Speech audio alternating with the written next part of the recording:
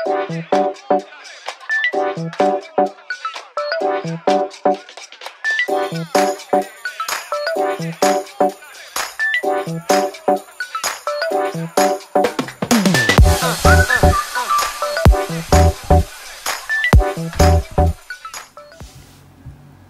صبايا، اليوم أنا رح أشتغل هذا الغطا لأنينة المي أو للببرونة للبيبي كتير حلوة وكتير ناعمة. نعمل هي الرسمة وبعدين بنكررها أكتر من مرة. هي الأنينتين أنا عملتهم بنفس الخطوات ونفس عدد الغرز، بس الفرق الوحيد السنارة. هي عملتها بسنارة 2 ملم وهي عملتها بسنارة 2.5 ملم. طبعا أنا عملت كمان حبلة بحيث انه نقدر نحملها مثل الشنطة، شايفين كيف بهالشكل. كتير سهلة وما بتاخد معنا وقت، بسرعة بتصير. الصبايا اللي عم يشوفوني اول مرة بتمنى تعملوا لايك، تشتركوا بالقناة وتفعلوا زر الجرس. خلونا نبدا صبايا. رح نحتاج لمقص، ابرة لنخبي الخيطان، للسنارة 2.5 ملم للبداية، أما للحبل 3.5 ملم. بالنسبة للخيط أنا استخدمت هذا الخيط، هو قطن 100%، وطبعا أخذ مني 50 جرام. رح نبدأ بالعقدة،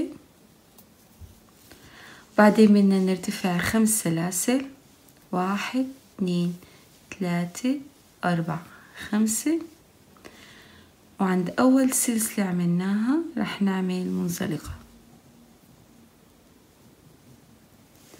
هلا السطر الاول رح نرتفع 3 سلاسل، رح نعتبرهم اول غرزة عمود بلفة. بعدين جوا الدائرة يلي صارت معنا رح نعمل 13 غرزة عمود بلفة.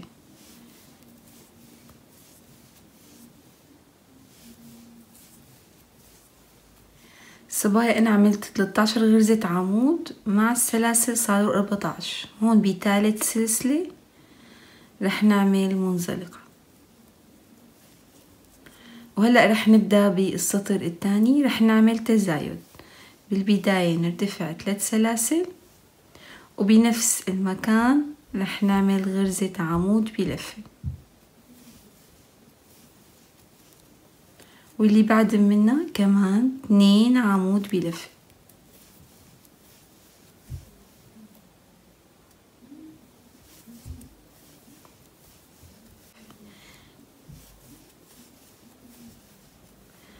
رح نكمل هالخطوات لنوصل للبداية، حيكون معنا 28 غرزة. صبايا أنا كملت الغرز، وهون بثالث سلسلة رح نعمل منزلقة. هلأ بالنسبة للسطر الثالث رح نرتفع 3 سلاسل، والغرزة اللي بعد منها رح نعمل 2 عمود بلفة، ورح نكرر هالخطوات بغرزة 1 عمود بلفة، الغرزة اللي بعد منها 2 عمود بلفة بنفس المكان، 1 عمود بلفة، اللي بعدها 2 عمود بلفة.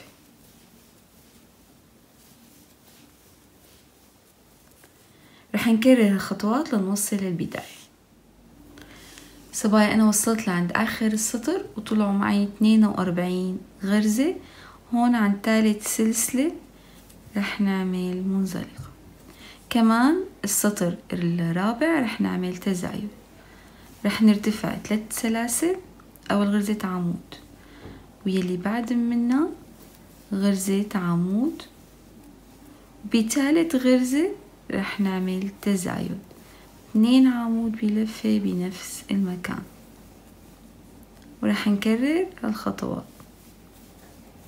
عمود، الغرزة اللي بعد منها عمود، وبالغرزة الثالثة 2 عمود بنفس المكان.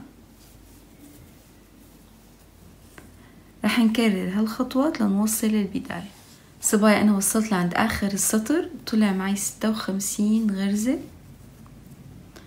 عند ثالث سلسلة رح نعمل منزلقة. بالنسبة للسطر الخامس رح نرتفع 3 سلاسل، رح نعتبرهم غرزة عمود زائد سلسلة، هيك المجموع 4. رح نترك غرزة فاضية، واللي بعد منها رح نعمل غرزة عمود بلفة.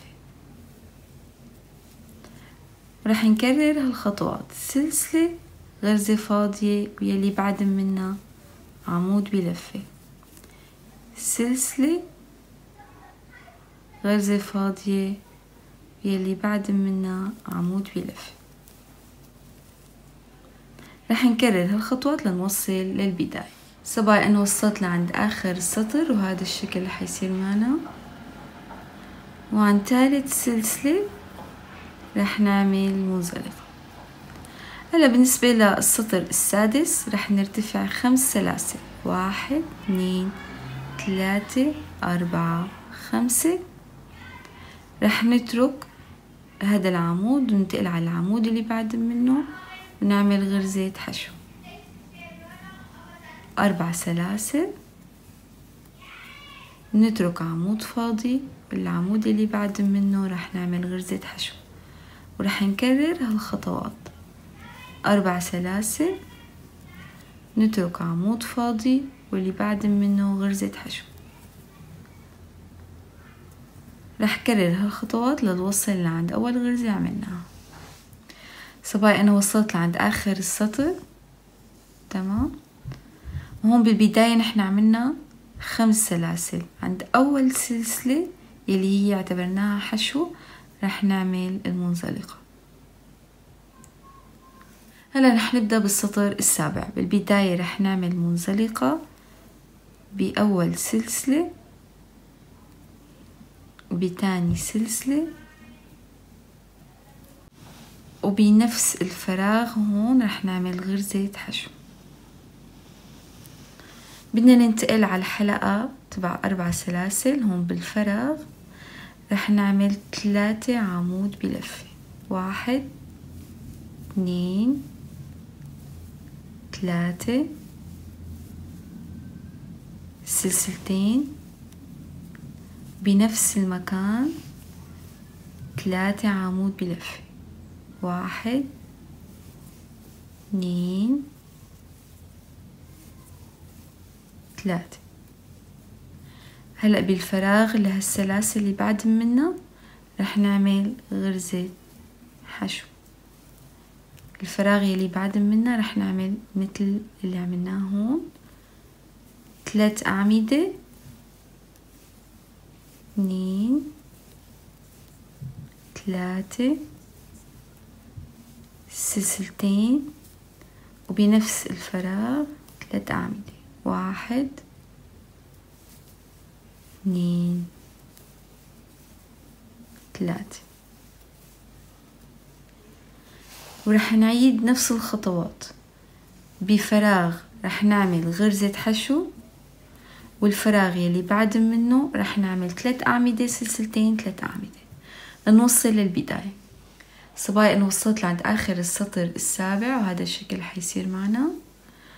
وعند غرزة الحشو رح نعمل المنزلقة. هلا بالنسبة للسطر الثامن، أول شي رح نرتفع 3 سلاسل حنعتبرهم عمود، بعدين رح نعمل 4 سلاسل، 1 2 3 4. وهون بالفراغ تبع السلسلتين رح نعمل حشو، بعدين بدنا نعمل 4 سلاسل، 1 2 3 4. وعند غرزة الحشو رح نعمل عمود. حنكرر هالخطوات، 4 سلاسل، 1 2 3 4. بفراغ السلاسل رح نعمل حشو، بعدين 4 سلاسل، وعند غرزة الحشو رح نعمل عمود. تمام. رح نكرر هالخطوات لنوصل لعند أول غرزة. الصبايا وصلت لعند آخر السطر، هذا الشكل حيصير معنا. وهون عند ثالث سلسلة اللي اعتبرناها غرزة عمود رح نعمل منزلقة.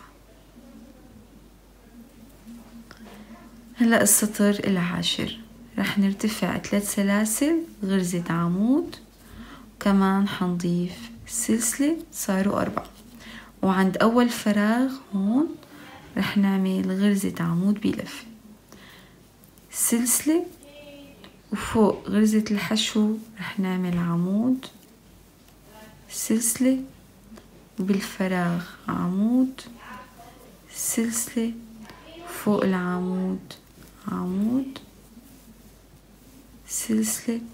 رح نكرر هالخطوات بالفراغ عمود، بعدين سلسلة، بغرزة الحشو عمود، سلسلة، هون عنا فراغ السلاسل نعمل عمود، سلسلة، فوق العمود عمود، سلسلة. حنكرر هالخطوات لنوصل للبداية. صبايا وصلت لعند آخر السطر وهذا الشكل حيصير معنا. هلأ هون آخر شي ما ننسى السلسلة، وعند ثالث سلسلة رح نعمل منزلقة، رح نرتفع 3 سلاسل، 1 2 3، وبفراغ السلسلة عمود. رح نكرر هالخطوات فوق العمود عمود، وعند فراغ السلسلة عمود بهالشكل، بالفراغ عمود، فوق العمود عمود. رح نكرر هالخطوات لنوصل للبداية. صبايا وصلت لعند آخر السطر، وهون ما ننسى في فراغ رح نعمل فيه عمود بلفة، وعند ثالث سلسلة تمام رح نعمل منزلقة.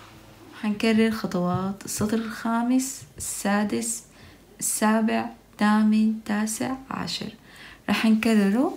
أنا هون كررتهم تقريبا 1 2 3 مرات، بس حابة ورجيكم كيف شكلها. مثلا إذا حطينا هاي القنينة هذا الشكل، هاي حطيت على هي قنينة كبيرة عندي اياها. لا وصل للنهاية برجع لكم. صبايا هلا حتى نعمل هي الحبل من نفس الخيط، بس انا رح امشي خيطين مع بعض، ورح استخدم سنارة مقاسها 3.5 ملم. بداية رح اعمل عقدة، بعدين بدنا نرتفع 4 سلاسل، 1 2 3 4. بدنا نعمل غرزة عمود بلفتين عند أول سلسلة عملناها بهالشكل.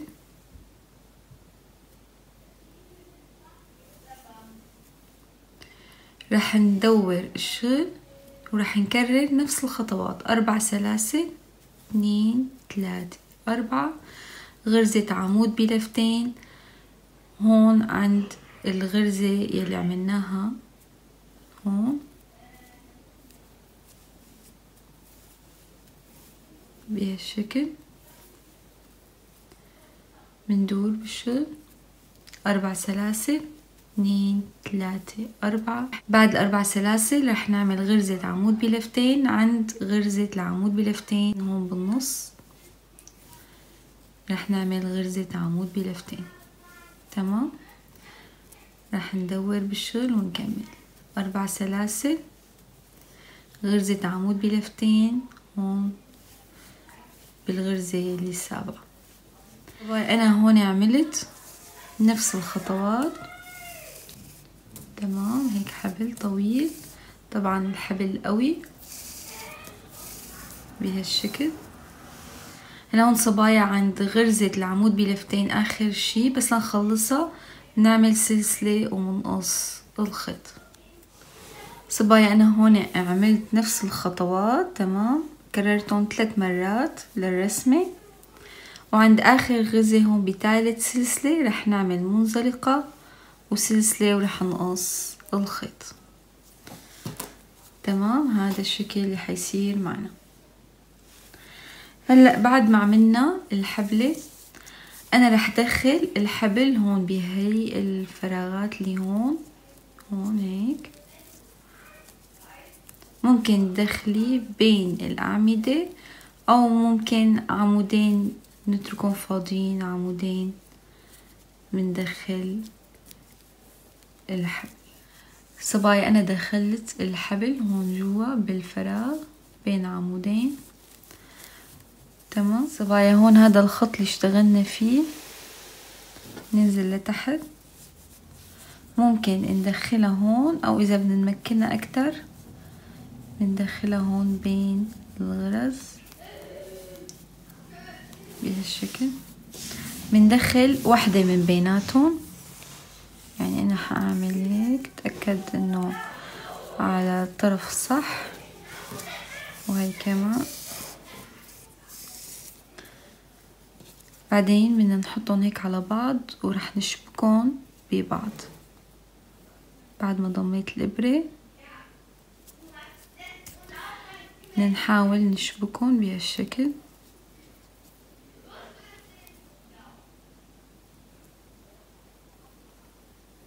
صبايا انا هلا هيك شبكتهم ببعض وخبيت الخيطان. بدنا نحاول نحطه بالنص تمام، وهيك بنكون انتهينا. عملناها هيك مثل الشنطة هاند باك.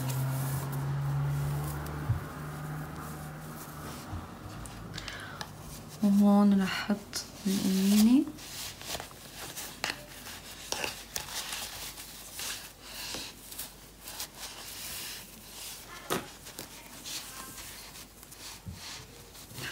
وهذا الشكل النهائي. بتمنى انه تكونوا استمتعتوا بالفيديو. سلام.